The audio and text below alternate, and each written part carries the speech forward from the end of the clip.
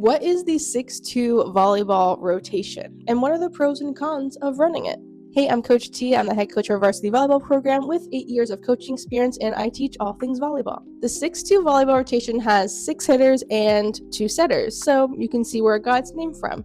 6 hitters, 2 setters. And in the 6-2 volleyball rotation, the setters only set when they're out of the back row, so positions 1, 6, and 5.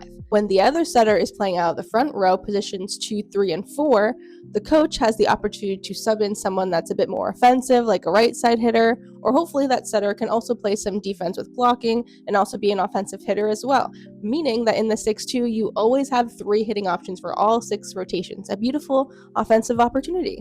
So what are the pros of running these 6-2 rotations? So the first one can be something I just mentioned, which is that for all 6 rotations, you have 3 hitting options. The second pro is also something I just mentioned, which is that the coach has substitution opportunities. So there's more playing opportunities for people on the bench, like subbing in every 3 rotations a right side hitter to play for one of the setters. And the third pro is that the 6-2 rotation can be really great for short or non-offensive setters, because since the setters are setting out of the back row, they really can't be their own offensive threat. So this is a beautiful opportunity for setters that really just want to focus on setting. So what are the cons of running the 6-2 rotation? If we talk about the pros, we also have to consider the cons of running it. So the first con of running the 6 rotation is that there's different setting styles every 3 rotations. So unlike the 5-run rotation where you have one setter setting for all 6 rotations, in the 6-2, we have 2 setters. So every 3 rotations, hitters are adjusting to a new setting style. This can prove to be a bit difficult when you're getting into momentum of a game. Maybe you have a point-for-point matchup, and you're just finally getting into the flow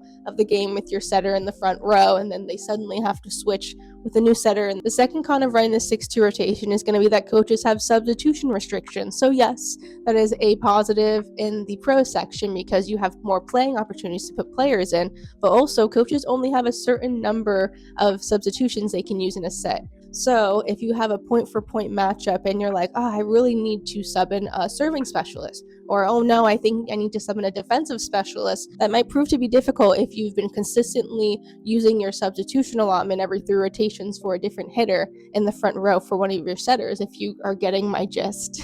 And the third con is going to be that the setters are setting out of the back row. This can prove to be very confusing and difficult for our defensive specialists and liberos on serve receive because we have to hide our setters and we have to try to make sure they're not getting that first contact.